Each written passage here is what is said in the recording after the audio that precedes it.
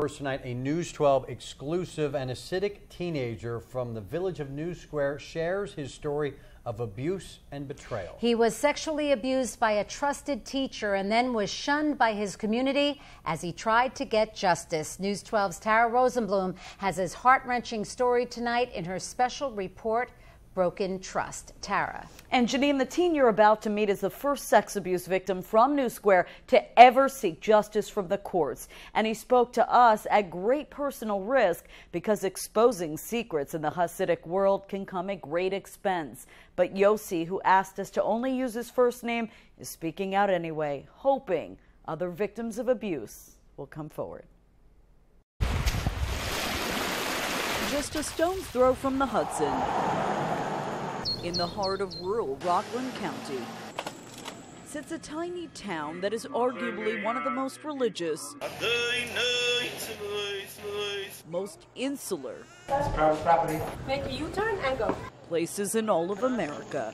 I love to live here. It's very quiet, only Jews. In New Square, the signs are in Hebrew. The women are forbidden to drive, and the Torah dominates every aspect of life. And for the most part, there's a shroud of secrecy that surrounds the ultra-Orthodox Jewish families who live here. Many of them don't trust the outside world, so they keep to themselves. But for one teen, all that isolation allowed for a dark secret that nearly destroyed him. I used to be a happy, happy child, happy teenager. But since the abuse, it was just, I'm a different person. In the eyes of his religious leaders, sharing the story you're about to hear is considered a sin. But Yossi is determined to see that no other child suffers the way he did. Even if it can help one victim, in any way to get better and come forward, I think it's worth it. Yossi's loss of innocence came at age 15, shortly after he dropped out of religious school. Hoping to get him back on track, his family enlisted the help of Herschel Taubenfeld, a jovial, well-respected and connected teacher known for having a way with kids. And at first, it seemed like a perfect fit. When you leave the Hasidic lifestyle, you lose a lot. You lose friends, some supportive family, and just had a listening ear. And so Yossi suspected little when lessons at Taubenfeld's house took a very unconventional turn. He told me that he has the ability to read the palm of my hands, and I was fascinated. So I told him, go ahead, tell me. But soon, Yossi's life coach started to read other parts of his body. Every time he dared to touch more sensitive parts of my body and private parts, until he covered my entire body and, was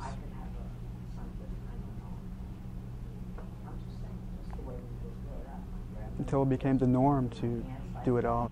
That ritualistic abuse, Yossi says, dragged on 3 times a week for 4 agonizing months, each time Taubenfeld ordering him to stay silent. I was thinking that, maybe it's abuse, but then I was just pushing away those thoughts. Mainly because coming forward was too scary.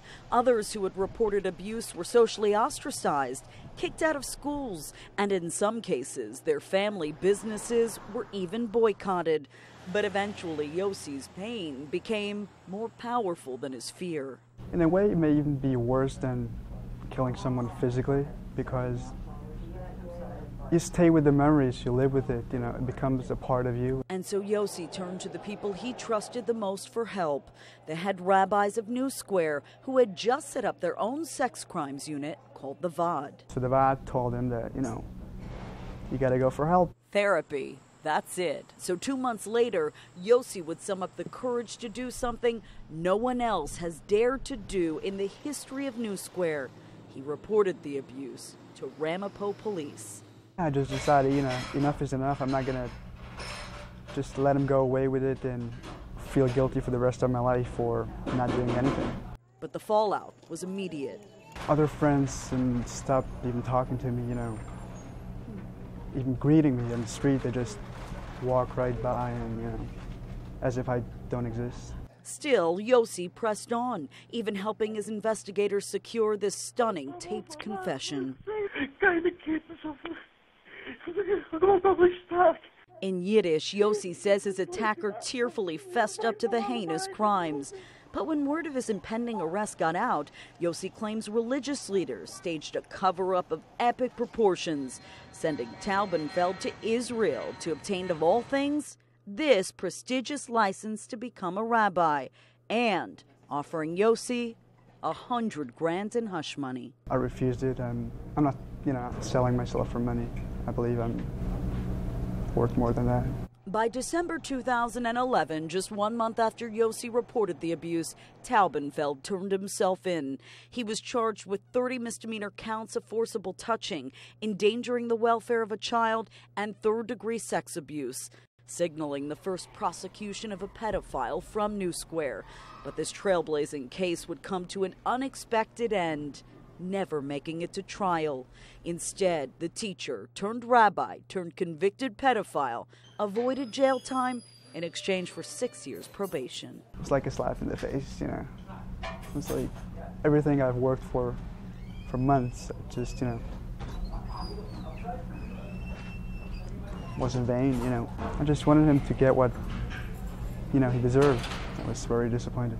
The reaction of many victims in New Square was absolute outrage. Rabbi Nosen Leiter of Muncie followed the case closely and believes Taubenfeld got a sweetheart plea deal that will discourage other victims to come forward. It was a miscarriage of justice to the nth degree. The judge, by letting off Taubenfeld, sent a message to any other victim of Taubenfeld or anyone else that if you decide to go up against the establishment, so to speak, and risk everything you have, we will not back you. Rockland's district attorney, Tom Zugaby. Some people have accused your office of going soft on Mr. Taubenfeld, of offering him a sweetheart deal. How do you respond to that criticism? The sentence in this case was appropriate based on the facts, and the judge imposed a probationary sentence instead of jail time on our recommendation, because that was the appropriate way to keep control over this individual for the next 6 years. This is the first case I know that was prosecuted fully within the community and a just result was reached. This was trailblazing. We're optimistic you're going to see more and more of these type of cases come to light. In fact, Yossi claims his attacker is still free to ruin more innocent lives. Is Mr. Taubenfeld still here at the yeshiva? Yes. Incredibly, multiple students told us Taubenfeld remains in the classroom at one of New Square's biggest religious schools. Very nice. He's the best. We're looking for the head of the yeshiva? We're just looking for the principal. Instead of answering our questions about whether a pedophile is in fact employed here, school leaders called the police. But outside, we found no shortage of people willing to come to Taubenfeld's defense. I don't consider him as guilty. I think he was unfairly targeted. And we got the same reaction when we went to Taubenfeld's home. Mr. Taubenfeld, do you have anything to say? The convicted sex offender refused to speak with us, but his neighbors offered plenty. Do you feel safe with your kids outside his yard knowing he's a registered sex offender? I mean, I know him. He's a very nice man. But despite it all, Yossi remains defiant and hopeful other victims watching this story will find the courage to speak out, just like he did. Don't blame yourself for whatever happened to you. If you find the courage to come forward, you should definitely go all the way and make sure justice has been served. And while Yossi says he was disappointed with the outcome of his case, he had nothing but high praise for the detectives of the Ramapo Police Department, who he says worked tirelessly to prosecute his abuser. Yossi, meanwhile, himself is still living with his parents in New Square, just half a mile from when the man who was convicted of molesting him is reportedly still teaching other yeshiva students. Scott and Jean. Tara, what happens at this point if others now come forward after seeing Yossi's story, particularly with the same alleged abuser? District Attorney Tom Zugaby told us that his office will vigorously pursue any future sex abuse claims related to this case or any other in New Square. But clearly what Yossi is hoping is that if another victim were to come forward, that his attacker would be forced to finally and eventually spend some time behind bars. It's rare that something happens just once. Hopefully someone will come forward. Yes. All right.